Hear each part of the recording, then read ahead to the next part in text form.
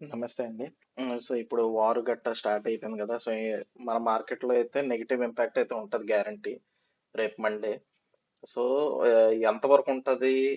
ఎంత మన పోర్ట్‌ఫోలియోలో ఎంత ఇంపాక్ట్ ఉంటదనేది దాని గురించి వీడియో. ఇంకా ఏటంటే జనరల్‌గా ఏ సిట్యుయేషన్ అయినా సరే కొన్ని స్టాక్స్ లేదా కొన్ని సెక్టర్స్ సేఫ్‌గానే ఉంటాయి. అవి ఎలాంటివి అనేది మనం చూద్దాం. అలాంటివి మన పోర్ట్‌ఫోలియోలో ఉంటాయి. ఫ్యూచర్‌లో ఎప్పుడైనా సరే వార్స్ గట్టా జరిగినా మనకొక సేఫర్ సైడ్ అంటే ఈ స్టాక్స్, ఈ సెక్టర్ రిలేటెడ్ స్టాక్స్ మనం మన పోర్ట్‌ఫోలియో ఉంచుకోవాలి అని ఒక ఐడియా అయితే క్రియేట్ అవుద్ది. సో, దాని రిలేటెడ్‌గా ఈ వీడియో. సో, దీనికి గురించి తెలుసుకోవాలంటే ఇక్కడ మన నిఫ్టీలో ఏం జరిగిందంటే నిన్న బ్రేక్ డౌన్ అయితే అయిపోయింది మొన్న ఫ్రైడే. సో, బ్రేక్ డౌన్ అయ్యాక ఈ గ్యాప్ అనేది ఫిల్ అవ్వాలన్నాను కదా ఒకప్పుడు స్టార్టింగ్‌లో. సో, ఆ గ్యాప్ మెల్లిగా ఫిల్ అవుతుంది.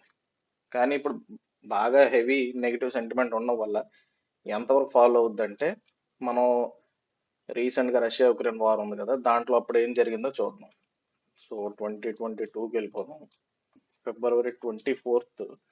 సో ఆ రోజు ఎంత పడిందంటే సో ఆ ముందు రోజు నుంచి గ్యాప్ డౌన్ నుంచి ఎంత పడింది పర్సంటేజ్ వైజ్ గా చూస్తే 4%. కానీ దాని ఇంపాక్ట్ కొన్నాళ్ళు కంటిన్యూ అయింది.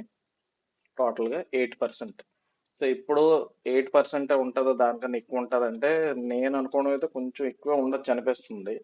ఎందుకంటే మన మార్కెట్ రెసిస్టెన్స్ దగ్గర నుంచి కంటిన్యూ ఫాలో అవుతుంది అదొకటి.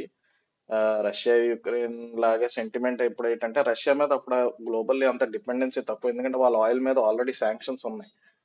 అంతగా ఎవరు యూజ్ చేయట్లేదు, కానీ ఇండియా యూజ్ చేస్తుండే, కానీ తక్కువ లిమిటెడ్ క్వాంటిటీ. ఇప్పుడు ఏంటంటే ఇరాన్ దగ్గర నుంచి ప్రాబ్లం ఏంటంటే వీళ్ళు సీ రూట్ గట్ట అవన్నీ క్లోజ్ చేసేయడం. ఇప్పుడు ఇది కొంచెం ఎస్కలేట్ అయింది, ఎందుకంటే దుబాయ్ మీద కూడా అటాక్ చేయడం కొంచెం ఎస్కలేట్ అయింది. సో దానివల్ల ఇంపాక్ట్ అయితే కొంచెం డీప్ గానే ఉండొచ్చు అనుకుంటున్నాను. సో అరౌండ్ ఇప్పుడు రీసెంట్ సపోర్ట్స్ చూసుకుంటే 2.23% పైన సపోర్ట్ ఉంది. ఇంకా 8% ఒకవేళ తీసుకుందాం, అప్పుడులాగా 8% ఫాల్ పరంగా చూసుకున్నా సరే ఎక్కువే ఉంది ఇంపాక్ట్. దగ్గర నిఫ్టీ 23,200 అలా రీచ్ అయ్యేలాగా ఉంది. కానీ చూడాలి మెల్లిమెల్లిగా ఎంత ఉన్నది. అయితే వి షేప్ రికవరీ అయితే సడన్ గా మళ్ళీ రావచ్చు. అందుకే మనం ఏంటంటే వీకెండ్స్ అప్పుడు నిఫ్టీ ఆప్షన్స్ గట్టా తీసుకొని కొనుక్కొని ఉంచుకోవడం అనేది చాలా రిస్క్ అని అంటారు. సో ఇప్పుడు ఇలాంటి మార్కెట్లో ఏ స్టాక్స్ సెక్టర్స్ బెటర్ అంటే ఫస్ట్ నెగిటివ్స్ ఏంటి ఇంపాక్ట్ అవుతాయి చూద్దాం. So first negative paint sector.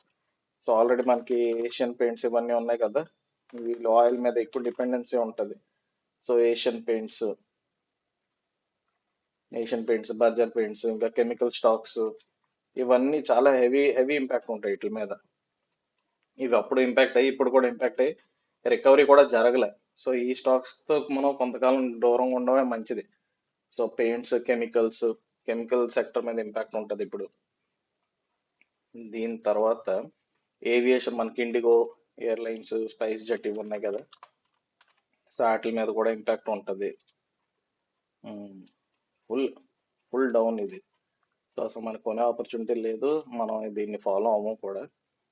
So IndiGo కొంత రివర్సల్ చూపించింది కానీ మళ్ళీ డౌన్ అయ్యింది. ఇప్పుడు దీని మీద కూడా ఇంపాక్ట్ ఉంటుంది ఆయిల్ ప్రైసింగ్ వీటి వల్ల. పాజిటివ్ ఎక్కడ ఉంది అనుకుంటే మనం చూస్తే ఇప్పుడు మనకి మొన్న అంతా ట్రెండ్ అయ్యాయి కదా, సో ఆ స్టాక్స్ మళ్ళీ అవే ట్రెండ్ అవుతాయి. ఏంటంటే ETFs, gold silver ETFs. So silver B, Nippon silver B ఇది. సో ఇది చూస్తే మన సపోర్ట్ ఫామ్ చేసింది, కంటిన్యూ ఫాల్ తర్వాత సపోర్ట్ ఫామ్ చేసింది. మళ్ళీ దాని తాలూకా ప్రీవియస్ హై రీచ్ అయ్యే ఛాన్సెస్ అయితే ఉన్నాయి. కానీ అంత ఫాస్ట్ కాదు. కానీ రేపు అయితే మాత్రం, రేపు ఒక 2 days మాత్రం చాలా ఫాస్ట్ దీంట్లో వాల్యూమ్ అయితే యాడ్ అవుతాయి ఈ సిల్వర్ ఈటీఎఫ్స్ లో. అలాగే గోల్డ్ ఈటీఎఫ్స్ లో కూడా చాలా మంచిగానే రైజ్ అయ్యే ఛాన్సెస్ అయితే ఉన్నాయి. సో ఇది మీ వాచ్ లిస్ట్ లో పెట్టుకోండి. ఆల్రెడీ నాకు తెలిసి చాలా మంది కొనే ఉంటారు ఇవి. సో అయినా సరే పెట్టుకోండి వాచ్ లిస్ట్ లో లేదంటే. ఎందుకంటే కొంతకాలం ఇవి పడి బేస్ ఫామ్ చేసాయి కాబట్టి ఇది ఒక ఆపర్చునిటీ, ఎంటర్ అయ్యేదానికి ఒక ఆపర్చునిటీ. అలాగని ఇది బైసెల్ రికమెండేషన్ కాదు, జస్ట్ లెర్నింగ్ పర్పస్. సో రేపు ఫ్యూచర్ లో మళ్ళీ ఇలాగ వార్ గట్ జరిగితే అప్పుడేం చేయాలి. సో దాన్ని బట్టి ఇప్పుడు ఈ సెక్టర్ మీద అంతగా డిపెండెన్సీ, ఇప్పుడు ఆయిల్ ప్రైసెస్ మీద వాటి మీద డిపెండెన్సీ లేని ఏంటంటే ఆల్రెడీ మనకి మొమెంటమ్ లో ఉన్న సెక్టర్ ఉంది. మనకి డేటా సెంటర్ సెక్టర్ ఉంది కదా, సో ఆ స్టాక్స్ మళ్ళీ బాగానే ఉంటాయి. మనకి నెట్వర్క్ తాలూకు స్టాక్స్ బాగానే ఉంటాయి, నెట్వర్క్ రిలేటెడ్. ఇంకోటి ఇంపాక్ట్ లేనిది ఇంకా మొమెంటం స్టార్ట్ చేసేది ఏంటంటే డిఫెన్స్ రిలేటెడ్. సో అందులో ఒక కంపెనీ అపోలో మైక్రో సిస్టమ్స్ ఒక స్టాక్ ఉంది. సో ఇది చూస్తే దీనిది సపోర్ట్ దగ్గర నుంచే పైకి వెళ్తుంది. సో ఇది మళ్ళీ ఈ డిఫెన్స్ రిలేటెడ్ స్టాక్స్ అన్ని పైకి వెళ్తాయి. సో డిఫెన్స్ లో ఏది వెళ్తుందో మనకు అంత ఏది మొమెంటం చూపిస్తుందో తెలియదు కాబట్టి అందుకని మోతీలాల్ డిఫెన్స్ ఈటీఎఫ్ ఉంది. అందులో మంచి బేస్ ఫామ్ అయింది.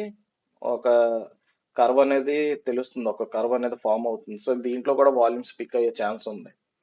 సో ఇది కూడా వాచ్ లిస్ట్ లో పెట్టుకుంటే. So silver gold ETF, defence ETF, ఇంకా డిఫెన్స్ రిలేటెడ్ స్టాక్స్ ఇవి పాజిటివ్స్. నెగిటివ్ వచ్చేసరికి paint sector, chemical sector, tyre sector కూడా నెగిటివ్ ఉంటుంది. సో రబ్బర్ రిలేటెడ్ ఏదైనా సరే నెగిటివ్ గానే ఉంటది.